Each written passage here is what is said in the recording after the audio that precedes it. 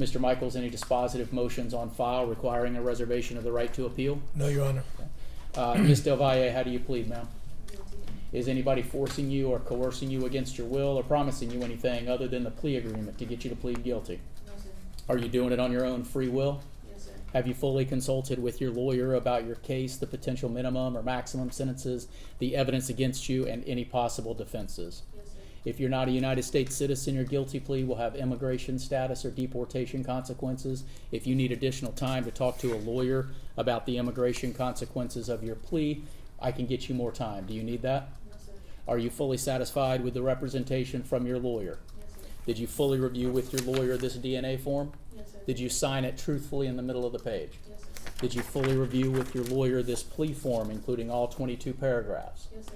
Did you sign this one truthfully on the back page? Yes,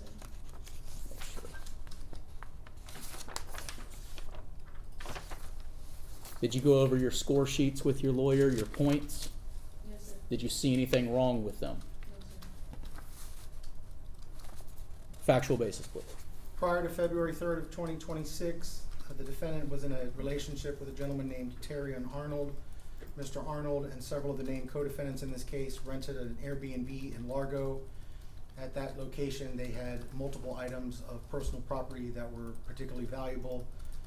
At some point while there was a party occurring at that Airbnb, many of those items went missing, valued in excess of $200,000.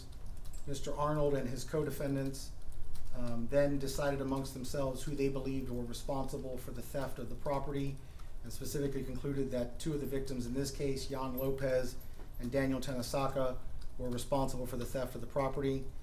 Subsequent to making that assumption, the defendant, along with Mr. Arnold, hatched a plan whereby they were going to lure Mr. Lopez and Mr. Tenesaka to the defendant's apartment with the help of her then roommate, co-defendant Randazzo.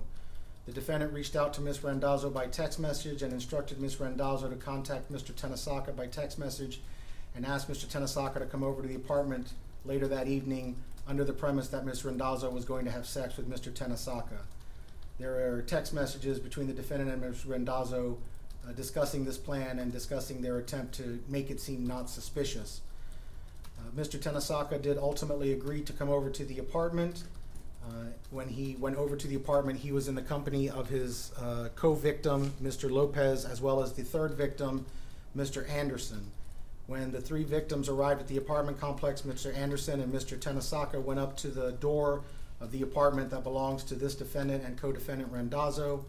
At that time, Ms. Randazzo was actually out of the county, but she was sending text messages to Mr. Tenesaka, leading him to believe that she was inside the apartment. Mr. Tenesaka did ultimately knock on the door and was greeted by Ms. Del Valle. Ms. Del Valle invited Mr. Tenesaka into the apartment, but when he asked where Ms. Randazzo was, she said that Ms. Randazzo was not in the apartment.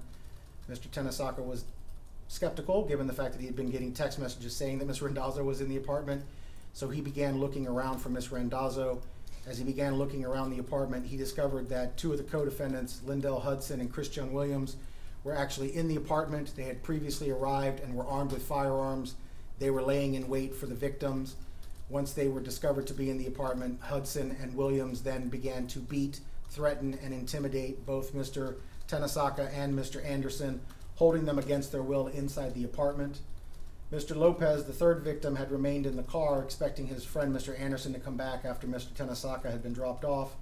When Mr. Anderson did not respond back to the car, Mr. Lopez got out of the car, went to the apartment.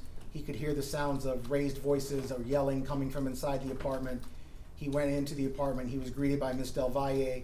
She directed him towards the room where the two victims were being held, and as he went to the room to look and see what was happening, Mr. Lopez was then pistol whipped and also held against his will at gunpoint by Mr. Hudson and Mr. Williams.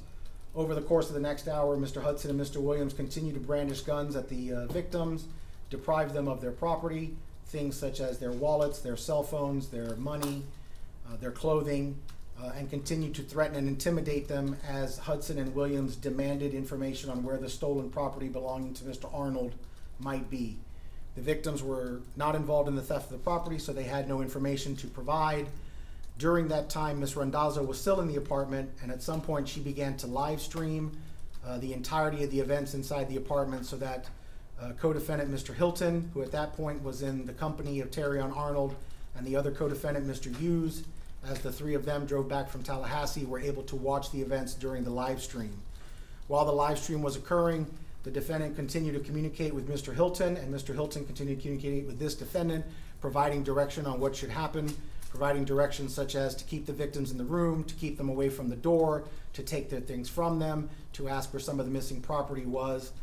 The defendant was present during the entirety of the time the three victims were being held, threatened, and intimidated and beaten.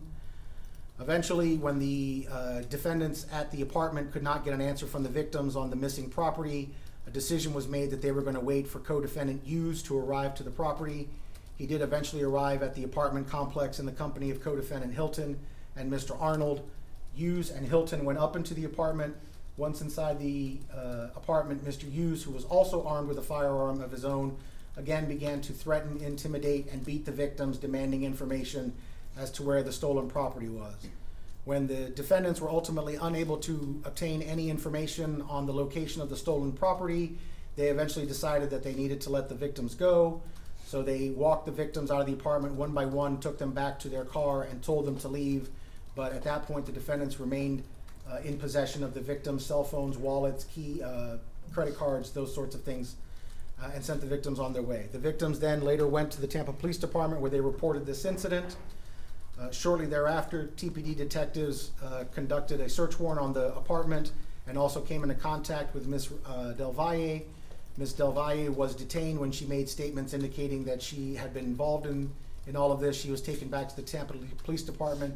She gave a roughly 3-hour recorded confession to her involvement in this case, specifically that her boyfriend, Mr. Arnold, had directed her to settle this up, that she had contacted Ms. Randazzo, that this had all been a plan to lure the victims to the scene under false pretenses, that the co-defendants had been laying in wait inside the apartment with the guns, that she had been present, that she was broadcasting it via live stream, and that she was in communication with the defendants who were off-site and did later arrive at the apartment to try and complete the crime. All of this occurred in Hillsborough County. Defendant can be identified.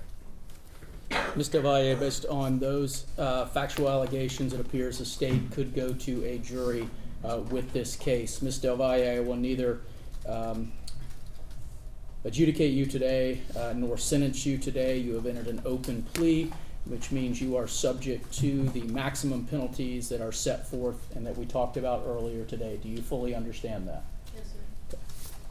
And Judge, Mr. Michaels and I had a specific conversation. The defendant understands that because she has entered a plea, and as of today she has lost her right to remain silent or given it up, that I will be listing her as a witness, and she is subject to deposition and or testimony at any proceeding that occurs going forward against either any of the defendants that are already charged or any other people that might be charged down the road.